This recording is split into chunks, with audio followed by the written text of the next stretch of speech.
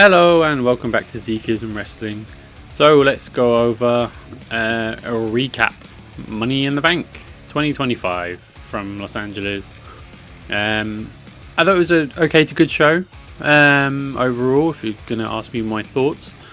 It was an odd sort of show with the AAA show that was on a few hours before it, which I really enjoyed, by the way. I'm a complete novice, noob, never seen a AAA show or a lucha show all the way through before, so it was a journey into the unknown, or so to speak. You know, I've seen luchas, don't get me wrong, before wrestle, but I haven't seen a lucha show, and it was very different, very sort of, I don't want to say quirky because I don't want to be disrespectful, but it was very different and I enjoyed it. That said, it followed, Money in the Bank followed that, and so it was, I mean, they set a couple of things up on that show, following in with it was El Grande Americano and/or Chad Gable being involved in the match, Stephanie Vaquer being involved in that event as well, and then going into Money in the Bank, and Dirty Dom Mysterio challenging Octagon Jr., who was in a six-way tag match to a Intercontinental title match at Money in the Bank. So yeah, it was a odd way to start the night, knowing that there was a follow-on, but it meant that show got stakes, and it was nice to have a sort of synergy for the event and a nice dovetailing from event to event. So we'll start with the big headline grabbing moment of the night. RTruth is back in WWE after all the headlines last week and the release, controversial or not, of RTruth, and well, poor Carlito, he's still gone. No one seemed to give him a thought. So spare a thought for Carlito, is what I say. But nevertheless, RTruth returned in the main event to cost John Cena and I guess vicariously Logan Paul their tag team match against Jey Uso and Cody. And seemingly, by all accounts, I'm looking at the merch shop online for WWE. He's going to be going by Ron Killings rather than RTruth, so a character change. I guess we can get into the sort of, this last week has been a bit odd. I released a video last week where I basically said I didn't think he was a big loss. I just think it was, wasn't the biggest RTruth fan. I didn't particularly enjoy his comedic segments, and so I didn't think it was that big a loss to the product to have him gone, as unsentimental as that is, and maybe particularly harsh. I didn't think the product would lack an RTruth presence from my point of view, and that's totally subjective. Get that? I got a couple of blowback comments when I said that from people. But nevertheless, I wasn't the biggest RTruth fan, so I didn't think it was the biggest loss. But I was seemingly in the minority, because there was a lot of anti-WWE, anti-TKO, anti-Triple H sentiments out there for how dare they release someone so beloved, such as RTruth, someone so loyal as RTruth. From the company's point of view, did it bring an end to the loyalty of employees in the company and so forth? And my take, or I don't even think it's a hot take as such, is they're a sports franchise operating as a sports franchise operates. Any football team, any sports team, any business cuts people, employees. I've been there myself. They cut people who they deem not worthy or not worth their while in keeping employed. That's just the nature of the world, the way the world works. And I didn't see anything particularly controversial about his and Carlito's release, as harsh as that is, or any of the releases subsequently. None of them particularly shocked me. But again, seemingly I was in the minority, and a lot of people voiced their opinion. And seemingly, I think we can only take, I was going to say RTruth, Ron Killings' point of view, where he says it was the fans that got him re-employed. They're certainly alluding to that. Triple H muddied the water a little bit in his post-match press conference, which I'm a massive Triple H fan, but I think he is terrible at PR. He really is. He, in his post-match press conference, alluded to the fact that the whole thing was a work in the first place, which of course he's going to say. He's not going to say, oh, we made a mistake and we rehired him. But nevertheless, I think it's, look, people have got what they wanted. He's been brought back. From my point of view, I think it's more interesting him being brought back as a more edgier version of I keep calling him RTruth. I don't think he's going to be going by that anymore. On the shop itself, it is named as Ron Killing, so there you go. I think maybe there's a name and character change coming. If he's coming back as a different version, a less comedic version of RTruth, Ron Killings, I'm on board. Yeah, that's fine. That's great. I'm looking forward to seeing that because, like I said, the comedy stuff did nothing for me. Again, I'm in the minority, is what it is. But yeah, it'd be interesting to see what they do with him going forward. Now he's been re-employed. And everyone's got what they wanted. Which, if I'm playing devil's advocate again, and I know there's a lot of rose tinted maybe, or revisionist history, I think a little bit with some of fan engagements where they're saying, well, you know, this would never have happened under the Vince regime. This would never have happened under the old regime. It did a lot, and it was way more personal and less business orientated. I mean, need we mention CM Punk? Need we mention Bret Hart? Need we go into the nature of cuttings and releases under Vince, because it happened back then as well. Let's not forget, Cody was released or left of his own accord. Whatever the situation, that was that was a release that happened under Vince's watch. It happens. Anyway, won't go into that too much. But look, he's back. People are happy. The main event was what it was. It was a tag match. There was, you know, the only thing I can remember aside from the big shock reveal of R-Truth, which, by the way, if anyone predicted that, I call you a liar. I think I've said that in a couple of comments online. Anyone predicted he was going to come back in that main event, I call you out for being a liar. No one predicted that. The other thing I can remember is Logan Paul messing around with a drone 2 or 3 times, which seemingly is his staple now. I'm going to, again, I don't think it's a particularly hot take, but I'm not the biggest Logan Paul fan. I don't particularly want to see him on my TV at all, let alone in a wrestling ring. I know some people have come at me online as well being anti-Logan Paul, and I'm not anti-Logan Paul, I just don't particularly want to see him. I don't see him as a good wrestler. Sorry, I don't think he is. He's athletic as hell, and credit to him for that, and credit to him for getting in the ring in the first place, because I think that's a hard thing to do, hard thing to learn. But I think the more he's in the ring, the more it shows. Fair enough, he's a good heel. I see that comment a lot, and I would agree with that. But I don't think he has earned the position he's seemingly. I mean, he's in the world title scene, or in and around the world title scene, regardless of what his social media traction is and followers. That's too high a push for me for someone of his ability. There, I said it, and I'll stand by that. And apologies to any Logan Paul fans who hate that comment, but it's true. And the main event, I think, was that. I think it was John Cena in his retirement year, teaming with Logan Paul, who's a wrestling novice / noob, against Cody and Jay. Again, with sort of little to nothing on the line, little to nothing to offer. I wondered at the time why it was the main event, other than the fact that people involved were in it. And then, obviously, you know, the R-Truth reveal meant, okay, I see why that's the main event now. That's an interesting tack to have taken. But yeah, other than that, I thought it was the other matches. I mean, Dom going into the Intercontinental match with Octagon lasted 6 minutes. So it was a quick match. Liv helped him win. There was nothing really dramatically wrong with it. Octagon got a showcase, and AAA, I guess in general, got a showcase, and that's probably what it was on the card to do. No one really thought Octagon was going to win.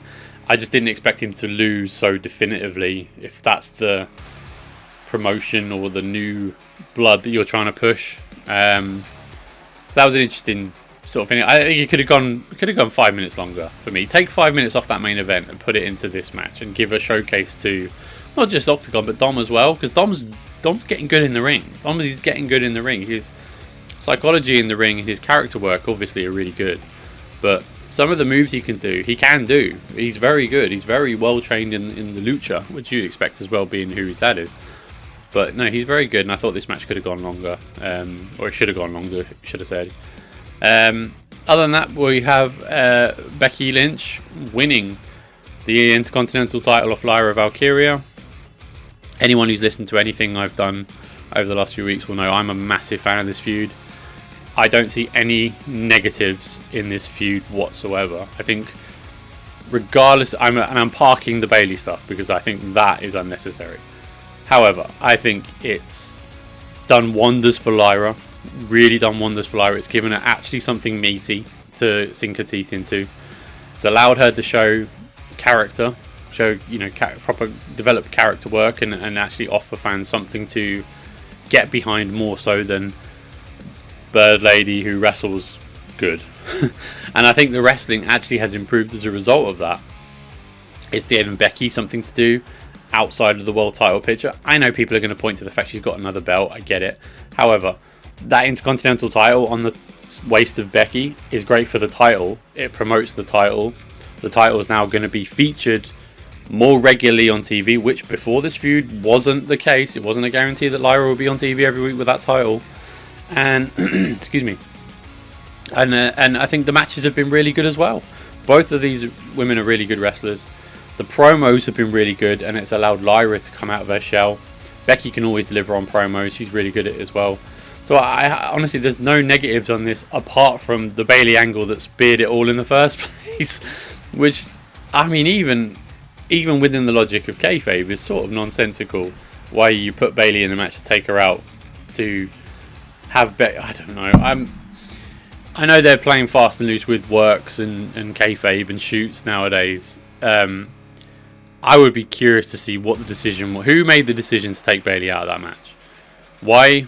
If it was a creative decision to put Bayley in the match for at least 2 weeks, to take her out the day before, to replace her with Becky, to then spin off into a subsequent feud between Lara and Becky, why embarrass Bayley? Why put her in that feud?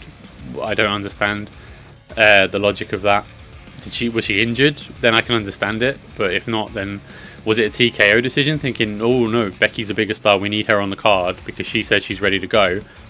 We'll take out Bayley in order to spin off into the feud or whatever. I don't know. Either way, they've made gold out of crap. And I've really enjoyed this feud since Becky turned on Lara. I think it's been really good for all concerned. There you go, rant over. Then we go into the main ladder matches of the card, and not to say I told you so, but I did predict both of these winners in my prediction videos, or my roundabout sort of let's weigh up the odds of who's going to win sort of videos. I don't know, they were working titles, and I had an idea in my head about what they were going to be, but either way, I was right. I predicted Naomi and I predicted Seth. I promise you I didn't see any betting odds. Those videos were made at least a few days before the event anyway, but it's let's start with Naomi.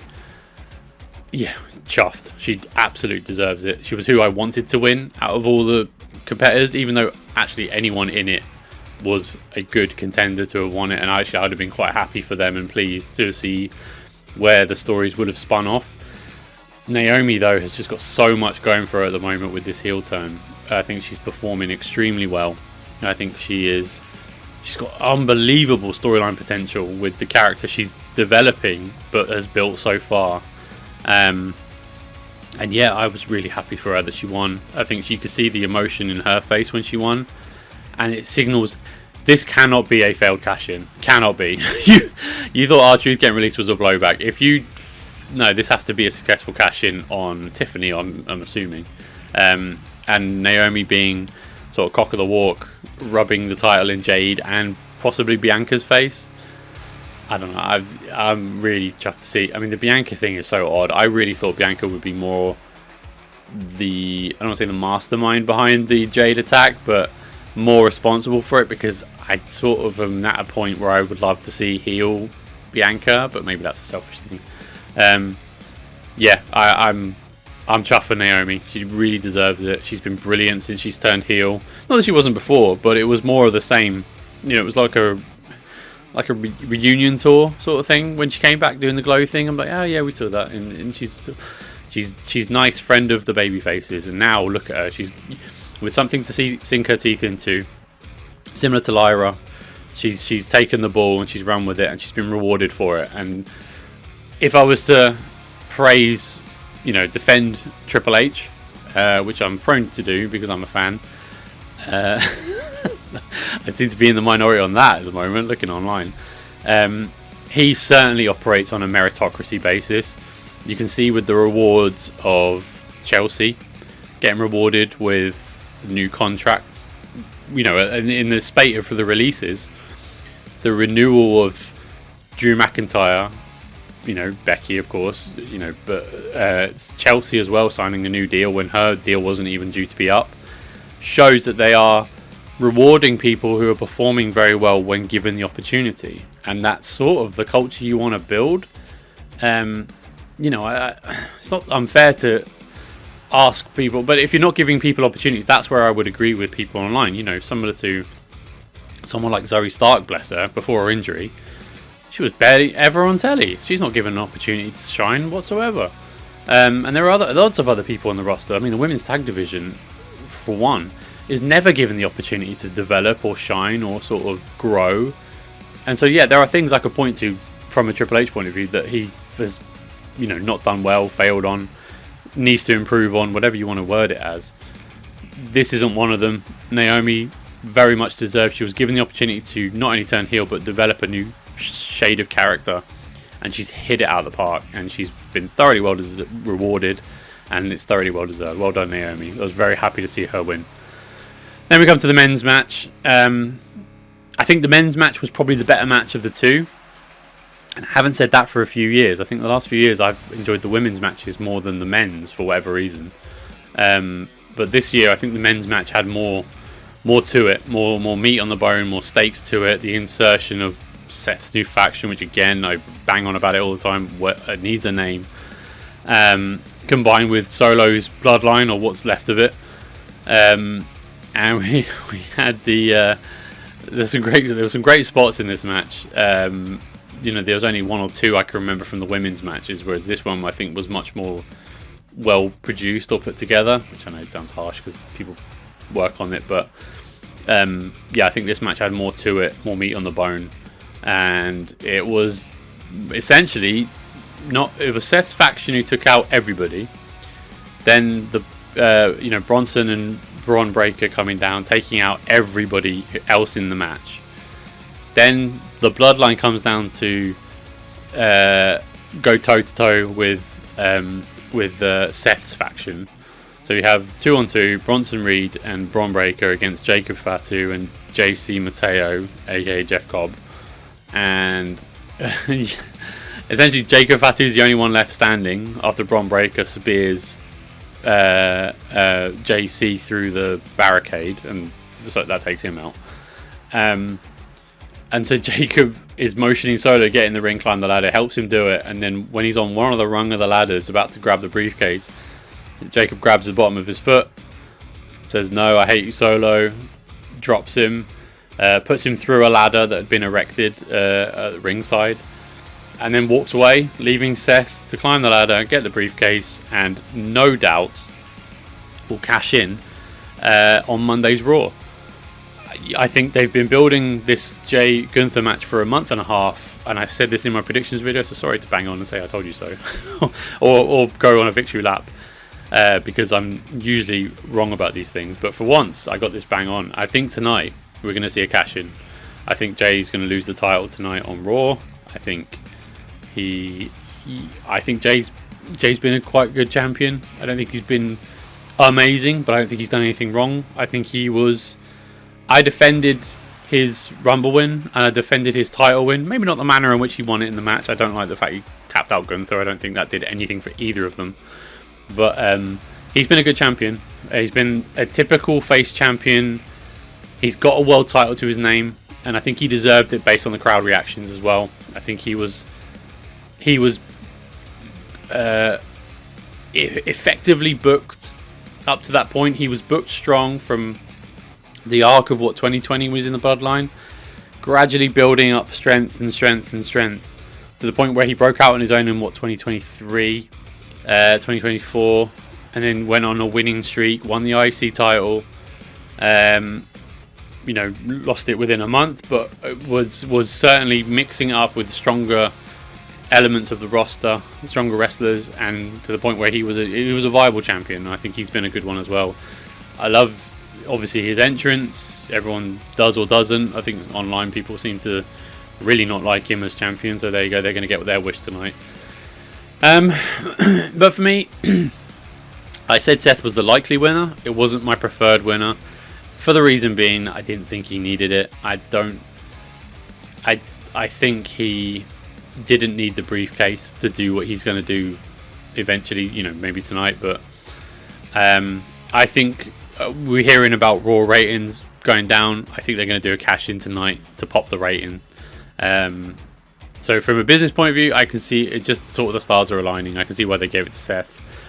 It's not the worst winner. I understand it. I'm not the biggest Seth Rollins fan as well, so that's subjectivity coming into it again, or preference. But I just think he's someone who could click his fingers and get a title shot. And I always like Money in the Bank and Rumble winners to be, maybe not Rumble, but people who can't get a title shot whenever they wanted.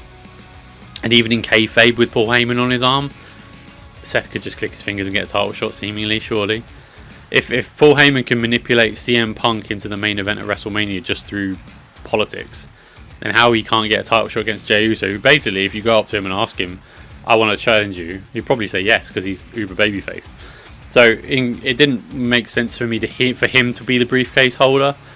I thought, someone else. Yeah, but you imagine Solo with it.